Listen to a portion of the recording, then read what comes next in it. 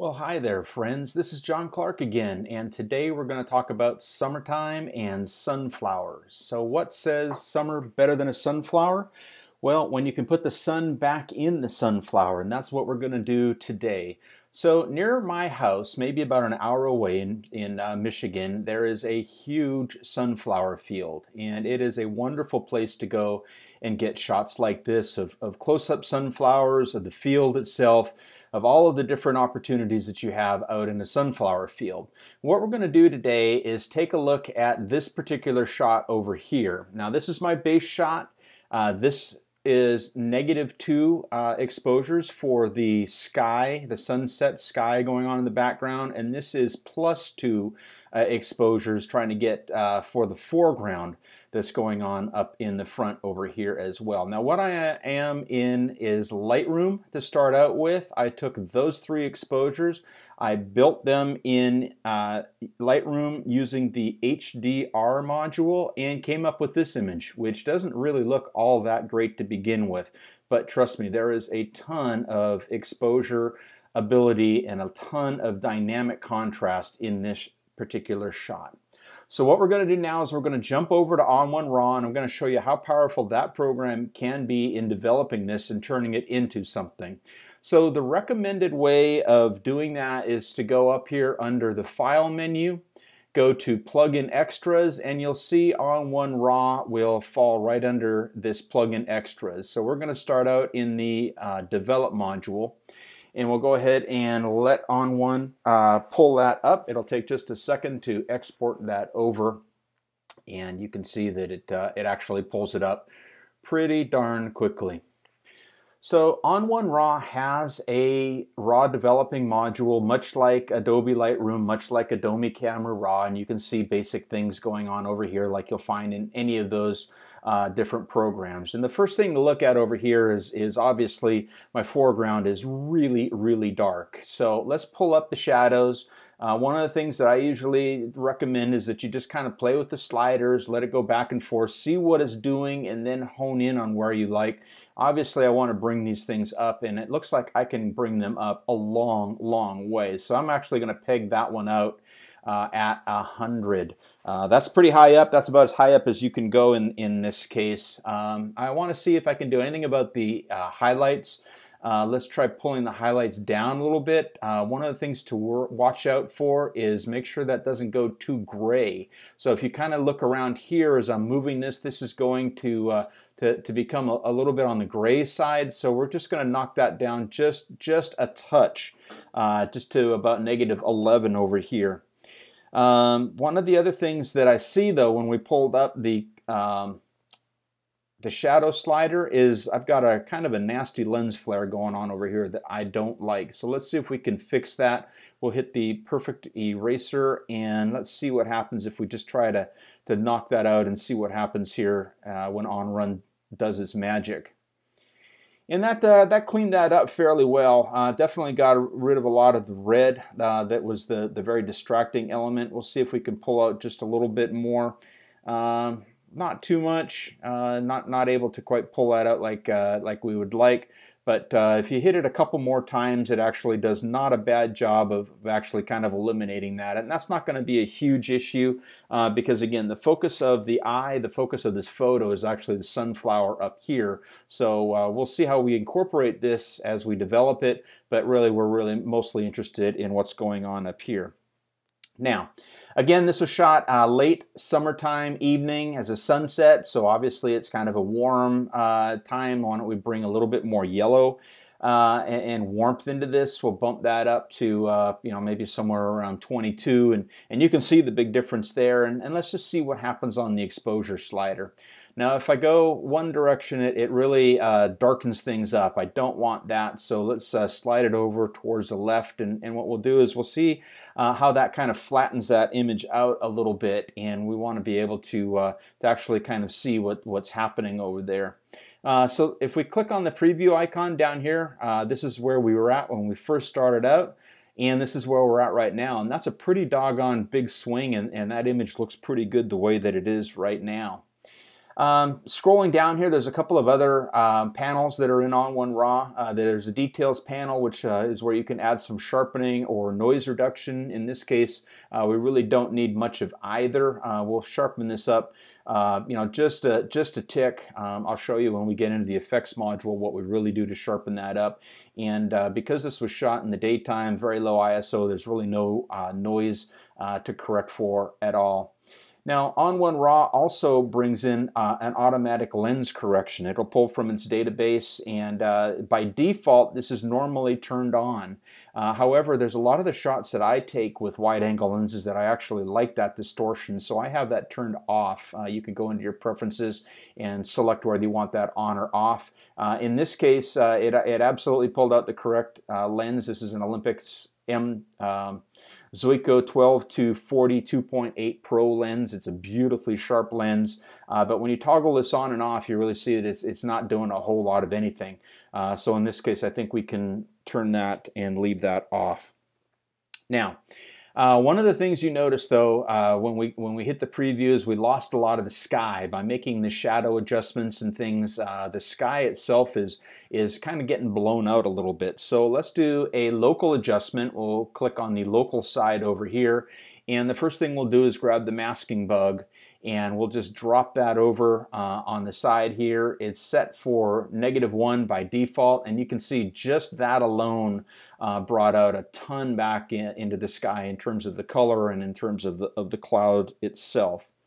We can play around with the contrast again. If we go one direction, it'll kind of lighten it up. If we go the other direction, it'll darken that up just a little bit. I think I like bringing back a little bit of the textures, just a hint of that. So I'll probably leave that around -17 in this case. And why don't we see if we can just pull down those highlights just a little bit more.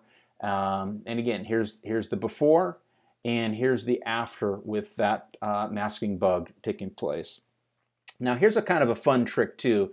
What we're going to do is click on add another local layer, and we're going to hit the brush here, and what we're going to do is add a little bit of backlighting into some of these leaves that are coming out, just to give it a little bit of extra touch.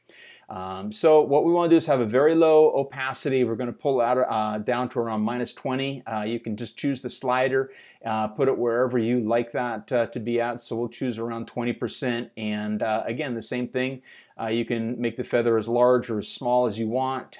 In this case, we'll probably have it around, why don't we say 35 or so. And we're just going to first thing to do is bump our exposure up just a little bit. And then we're just going to be able to tap on certain areas just to try to bring out a little bit more of the sunshine. And if you find that your brush is too large or too small, you can use your bracket keys on the keyboard. The right bracket makes things bigger, the left bracket makes things smaller. And we can definitely just kind of go in here and just touch it up a few times. And again, this is 20%, so we can build up on some of these leaves. If we want to have a little bit more showing in certain areas or a little bit less, we can definitely bring in a little bit of enhancement onto some of these leaves over here. And this is going to be kind of fun when we get this finished over here. The other thing that we want to do, of course, is, again, let's bring a little bit more warmth back in on this particular adjustment, because this is a very warm, wonderful sky that's happening over here. So again, remember, this is the areas that we touched on, these three leaves over here. If we hit the preview icon, we can see what that does. And I think that really brings in just a nice hint of these leaves being backlit in this case. So that's really all that we're going to do in the develop module. Now we can move into being a little bit more artistic in terms of finishing off this photo. So let's click on the effects icon on this menu over here.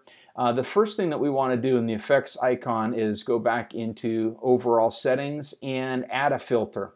Now, almost all of my filters include one called dynamic contrast. It's a phenomenal filter, but it's easy to go too heavy-handed on this one. And what it does is it just brings out a lot of the sharpness, the details, things like that. And if you click on this more icon over here on the side, you can see just by kind of scrolling through it. There's a whole number of presets that are going on.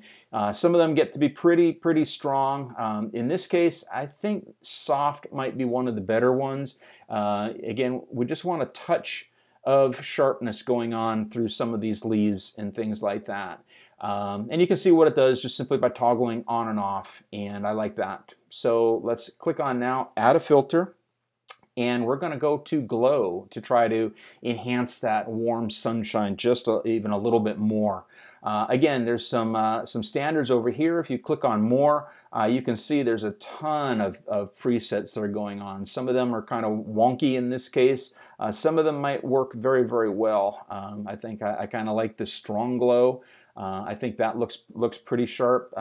So strong glow would be one option, and then there's another one here called Dreamland, which isn't too bad. In fact, I think I'm going to choose Dreamland, and again, toggle on and off. You can see what happens here, and we lost the sky, and that's not a good thing because that sunset was such a wonderful part of this photo. So let's go ahead and click on local. I'm sorry. We'll go back here. We'll click on our mask and. We'll click on the masking icon here, and we'll just drop one in here. And basically what we're doing is we're taking that glow off of this area, and you can toggle it on and off, and you can see down at the bottom what's going on and where that's being applied to. This, however, does look a little bit strong to me. Let's try to back this down, maybe somewhere around 50 or so, and then you can see it's just a nice subtle little glow that we've got going on. And then finally, the last thing that I want to do here is click on add a filter and add a vignette. And vignettes are something that goes on almost all of my pictures, like dynamic contrast. I'm a big fan of this big softy. I think it works very well. In this case, it applies it evenly around the edges, and I'd like to draw your attention to a slightly different part. So by doing that, if we click on this little target or matrix over here, we can actually click and set where we want the eye to go, or where we want the center of this vignette to be. It is a little bit on the dark side, so we're going to brighten that up just a little bit here. And by, again, toggling this on and off, you can see what's going on. It's really making a difference kind of around the edges of the frame, even up in the upper corners, which I'm not opposed to in this case here. So I think that looks great. That really is about the end of the artistic side that's going on, but I find that this is looking just a little bit dark now. So let's go back over to the Develop module.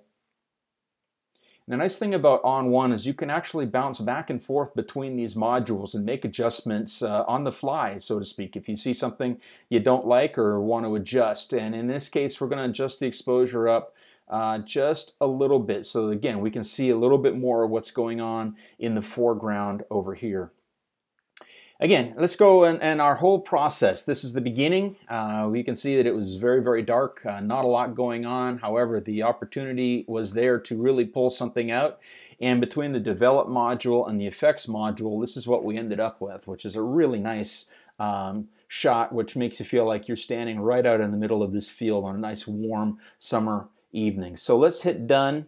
What that's going to do now is actually render this image, and it's going to send it back over to Lightroom for us. It'll put it back in the same folder where we initially started out as.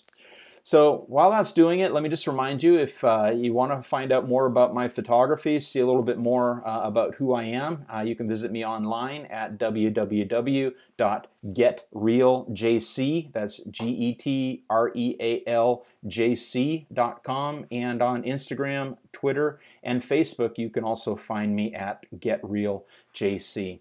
So here we go. This is basically what we started out with, and the image that we just developed has been put together right next to it. So again, that's our before, that's our end. We're back in Lightroom, and we've completed this round trip on putting the sun back in the sunflower.